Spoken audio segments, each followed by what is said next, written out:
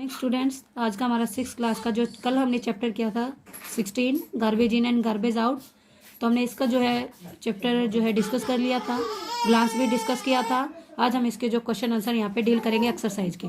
तो first question देखिए क्या है, which kind of garbage is not converted इनको कंपोस्ट बाय रेड वॉर्म। तो कौन सा गार्बेज है जो हमारा कन्वर्ट नहीं होता। तो हमने कल बोला ही था कि नॉन बायोडिग्रेडेबल, जिसपे कोई माइक्रोब एक्ट नहीं करेगा, किसी पे कोई जीवाणु एक्ट नहीं करेगा, प्लास्टिक, एल्यूमिनियम स्ट्रिप, इंसेक्टिसाइड या डिटर्जेंट या रबड़, ये हमारे कैसे रहेंगे, ऐसे गार्बेज जो कभी भी रेड वॉर्म से डिग्रेड नहीं होंगे। इसी का पार्ट 2 कह रहा है, क्या आपने have you seen any other organism beside the red worm. तो क्या आपने रेड वॉर्म के अलावा भी आपने कुछ जो है अपने जो ढेर के अंदर कुछ ऐसे देखा है। यदि देखा है तो आप फाइंड करके उनका नाम लिखिए और उसकी पिक्चर भी ड्रॉ कीजिए। तो हमने रेड वॉर्म के अलावा जो कंपोस्ट की जो पिट होती है उसमें कोई अदर ऑर्गेनिज्म नहीं देखा है, क्योंकि जो कंपोस्ट जो है वो पर्टिकुलर बैक्टीरिया ही करते हैं, जिसका कोई हम जो है पर्टिकुलर यहाँ पे नेक्ड आई से कोई विजिबल पॉइंट नहीं रख सकते, इसलिए हमें उसका कोई डायग्राम यहाँ पे नहीं बनाया, क्योंकि बात है देखने की। तो हमने देखा नहीं है, बट हम ऑब्जर्व तो कर सकते हैं, फिजियोलॉजी काउंट कर सकते हैं कि वर्क बैक्टीरिया करते हैं, इसलिए हम डायग्राम बोलेंगे कि नहीं हमने नहीं देखा और उसको हम कोई डायग्राम यहाँ पे नहीं बनाए। क्वेश्चन नंबर 2 फर्स्ट कह रहा है कि इस garbage disposal responsibility on the government. क्या हमारे कूड़े कचरे का जो निपटान है क्या वो गवर्नमेंट की रिस्पॉन्सिबिलिटी डिस्पोज करने की? नहीं। तो डिस्पोज करने की जो गार्बेज जो हमारा कलेक्ट होता है हमारी गवर्नमेंट नहीं करती, हम पर्सनल इंडिविजुअल करते हैं हाउसेज पे या फैक्ट्री पे। तो हमें यहाँ पे क्या करना है, इन डिफरेंट टाइप के जो सिटीजन के अकॉर्डिंग हमने क्या करना है, इनको जो है कॉमन सेंस के अकॉर्डिंग, ये कॉमन मैन होने के अकॉर्डिंग हमने इसको क्या करना है, खुद ही डिस्पोज करना है, कोई गवर्नमेंट की रिस्पॉन्सिबिलिटी नहीं है। तो हमारे पास जितने भी रिसोर्सेज है फिर भी हमने क्या करना है, उनको सोल्व करना है। तो इतना हम यहाँ पे एडवांस नहीं है हमारा इंडिया कंट्री की वो हर एक प्रॉब्लम जो है सोल्व हो जाए बाय द गवर्नमेंट। तो हमें इंडिविजुअल रोल भी यहाँ पे प्ले करना पड़ेगा, गार्बेज को डिस्पोज करने में कोई गवर्नमेंट की कोई रिस्पॉन्सिबिलिटी नहीं है। क्वेश्चन 2 का सेकंड पार्ट कह रहा है, B is it possible to reduce the problem relating to disposal of garbage. क्या ये जो हमारा गार्बेज का डिस्पोजल है क्या वो एक प्रॉब्लम है, वो हमारी घट सकती है। तो ये हम जो है यहाँ पे कंट्रोल कर सकते हैं। यस, जो हमारी गार्बेज के डिस्पोजल की जो प्रॉपर्टी है वो हम यहाँ पे रिड्यूस कर सकते हैं, वो ह्यूमन का नेचर है, उसके अकॉर्डिंग हम उसको रिस्पॉन्सिबिलिटी काउंट करके हम उसको रिड्यूस कर सकते हैं। तो हमने बोला ही कि ये पॉसिबल है। तो हमने क्या करना है, हमने बायोडिग्रेडेबल और नॉन बायोडिग्रेडेबल यानी अपघटित और अवघटनीय जो है दोनों पदार्थ को अलग निकालना है। जैसे एक बात करूँ प्लास्टिक की जो कभी नहीं ब्रेक डाउन होती, बायोडिग्रेडेबल नहीं है, उसको अलग। और ये हमारा किचन का जो पील है, जो हमारी सब्जियों के जो छिलके होते हैं उसको अलग करके हम दोनों अलग अलग डस्टबिन का यूज करके उसको वेस्ट की फॉर्म में थ्रो आउट करके वहाँ पे माइक्रोब जो अलग अलग यूज करेंगे। और बायोडिग्रेड होगा तो वो डिग्रेड होकर ब्रेक डाउन हो जाएगा, डिस्पोज हो जाएगा। जो नहीं होगा उसको हम नॉन बायोडिग्रेडेबल मान के छोड़ देंगे। तो ऐसे ही हम डिस्पोजल के अकॉर्डिंग हेल्प करके किसी भी सब्सटेंस को रिड्यूस कर सकते हैं, उसकी क्वांटिटी को डिक्रीज कर सकते हैं। और इसमें हमारा एफर्ट रहेगा कि हम कैसे किसी भी चीज़ को, पहली तो बात है कि यदि वो नॉन बायोडिग्रेडेबल है, किसी ब्रेक डाउन से पॉइंट नहीं होती, तो उसको हमने मिनिमम यूज करना है। यदि यूज भी करें तो उसको प्रॉपर डिस्पोज करना है एक प्रॉपर मैनर के अंदर। क्वेश्चन नंबर 3 कह रहा है, what do you do with the left over food at home. यदि आपके घर पे खाना खाने के बाद कुछ खाना बच जाए तो उसके साथ आप क्या करोगे। तो आपने उस घर के खाने को जो है कंपोस्ट की फॉर्म में कन्वर्ट करके जो है बाद में मैन्योर की फॉर्म में इसको यूज करना है, यानी उसको ग्लास चढ़ा के आपने खाद बना के उसको फर्टिलाइजर की फॉर्म में यूज करना है। इसी का बी पार्ट कह रहा है कि if you are your friend are given choice of eating in a plastic plate. Simple सी जनरल सी सेंस है, यदि आपको और आपके फ्रेंड को खाना खाने के लिए प्लास्टिक प्लेट दी जाए और एक बनाना जो है यदि आप उस प्लेट के अंदर रह जाए पार्टी के अंदर, तो क्या आप प्रेफर करोगे और क्यों करोगे।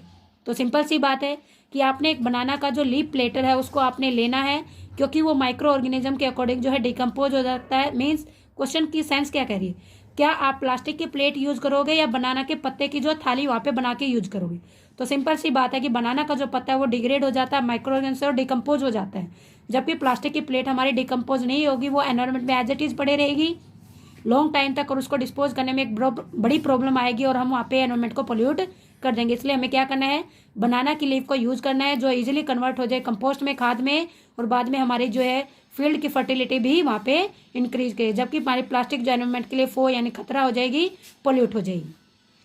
क्वेश्चन नंबर 4 क्या कह रहा है कि आपने कलेक्ट करने हैं different type of pieces of paper और आपने उनको रिसाइकिल करना है।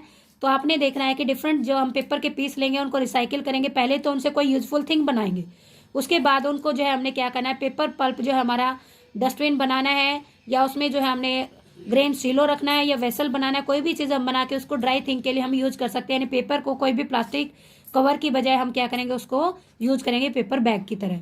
और ये इजी नहीं है तो हमने क्या करना है, प्लास्टिक को इजी नहीं है डिकम्पोज करना, इसलिए हम पेपर को यूज करेंगे। मीन सिंपल सा एग्जांपल ले तो मार्केट में हमने प्लास्टिक बैग के कंपेयर में हमने क्या यूज करना है, जूट का या पेपर का बैग। इसी का सेकंड पार्ट कह रहा है कि आपने लेंस की हेल्प से पेपर को जब आपने कलेक्ट किया है तो उसको आपने डिफरेंस चेक करना है कि रिसाइकिल वाला पेपर या न्यू सीट का जो पेपर है वो कैसे आप करोगे। तो रिसाइकिल का जो पेपर होगा न्यू सीट के पेपर से आप चेक करोगे तो न्यू पेपर जो होगा हमारा वो स्ट्रॉन्ग एंड क्लीन होता है, बट रिसाइकिल वाला पेपर हमारा थोड़ा सा रफ और लेस स्ट्रॉन्ग होता है। बट यूज के लिए पॉइंट है कि सेकंड यूज होगा तो वो हमारे लिए वैल्यू रखेगा as compare to new seat, क्योंकि हमारा जो सीट है पेपर है वो हमारा ट्री से बनता है और ट्री हमारा जो बायो रिन्यूएबल रिसोर्सेज, बट हमारे लिए क्या है, ये हमारे इंपॉर्टेंट पार्ट होता है हमारी लिविंग बीइंग का, इसलिए हम इसको डैमेज नहीं करेंगे, इसलिए हम पेपर को हम यहाँ पे यूज करेंगे चाहे उसकी लैक प्रॉपर्टी भी क्यों ना काउंट हो। क्वेश्चन नंबर 5 कह रहे हैं, पार्ट ए है, कलेक्ट करना अपने डिफरेंट पैकिंग मटेरियल और आपने देखना उनको हम किस पर्पज के लिए यूज करें, अपने ग्रुप में डिस्कस कीजिए। तो जब हम ग्रुप में डिस्कस करेंगे तो कोई भी इंडिविजुअल कह सकता है कि मैं पेपर का यूज करूंगा, कोई कहेगा कार्डबोर्ड का यूज करूंगा, कोई कहेगा एल्यूमिनियम स्ट्रिप जो रोटी या फूड को कवर करने के लिए यूज की जाती है किचन में, कोई कहेगा प्लास्टिक सीट को, कोई कहेगा वुडन सीट को, कोई कहेगा मेटेलिक कंटेनर को, कोई कहेगा प्लास्टिक बॉक्स, कोई कहेगा जूट बॉक्स। तो ये डिफरेंट टाइप के हमारे पैकेजिंग मटेरियल है। तो बेसिक पर्पज रहेगा कि जो भी हम पैकिंग ले वो हमारी वो हो इन सभी सब्सटेंस में से जो किसी भी ऑब्जेक्ट को प्रोटेक्ट भी करे और हमारे एनवायरनमेंट को भी क्या करे, प्रोटेक्ट करे, और उसकी जो रेजिस्टेंस पावर है मॉइस्चर की, हीट की, लाइट की, वो भी क्या हो, स्ट्रॉन्ग हो। इसी का बी पार्ट कह रहा है क्वेश्चन नंबर 5 का, एक आपने एग्जांपल देना है पैकेजिंग कब आप रिड्यूस करोगे। तो किसी भी चीज को आप जब पैक करते हो तो उसको लार्ज स्केल पे हम पैकेजिंग मटेरियल यूज करते हैं, जबकि स्मॉल स्केल पे हमें उसको पैक करने के लिए कोई नीड नहीं है, उसको हम जनरली भी यूज कर सकते हैं। जैसे टी लीव्स है, 4 पैकेट आपके 250 ग्राम के हैं, 250 ग्राम के हैं, तो उसकी बजाय आप 1 किलो का जो है पैकेट यहाँ पे यूज किया एज कम्पेयर टू 250 ग्राम के 4 packing of plastic bag. Question number 5 का ही थर्ड पार्ट कह रहा है कि आपने एक स्टोरी लिखनी है, right a story on how packaging increase the amount of garbage, कि जब कोई पैकिंग होती है कैसे गार्बेज को इंक्रीज। देखिए मैंने आपको इसी में एग्जांपल समझा दिया है कि जैसे सपोज कीजिए हमारे किचन में कोई भी चीज़ आ रही है, जैसे अभी टी का एग्जाम्पल लिया है, तो वहाँ पे कोई भी सब्सटेंस जब पैक करते हैं तो उसके लिए हमें क्या करना है, उस सब्सटेंस को पैक करने के बाद उसकी पॉली बैग को हमने किसी अदर फॉर्म के लिए यूज कर लेना है। जैसे यहाँ पे लिखा है एक टीन का जो घी का जो हमारा कंटेनर आता है उसको हम एक ऐसी फॉर्म दे सकते हैं पेंट करके कि बाद में वो डस्टबिन बन जाए, या कोई हमारा ऐसा बॉक्स आता है जिसमें हमारा कोई भी किचन का मटेरियल हो सकता है, बाद में उसको हम फर्दर यूज के लिए हम यूज कर ले, यानी उसको हम क्या कर सकते हैं, यूज कर सकते हैं। तो हम ऐसे जस्टिफाई कर सकते हैं कोई भी एग्जाम्पल देके जो आपका पर्सनल होगा। तो क्वेश्चन नंबर जो हमारा नेक्स्ट रहेगा 6। तो लास्ट क्वेश्चन हमारा एनसीईआरटी एक्सरसाइज का, what do you think it is better to use compost instead of chemical fertiliser and why. देखिए वेरी सिंपल क्वेश्चन है। क्वेश्चन ये कह रहा है कि आप क्या सोचते हो कि जब आप किसी केमिकल फर्टिलाइजर को यूज करोगे या किसी भी कंपोस्ट को, तो किसको आप फायदा रखोगे, तो उसका जो हमारा बेनिफिट होगा किस चीज का होगा, हमारा कंपोस्ट का।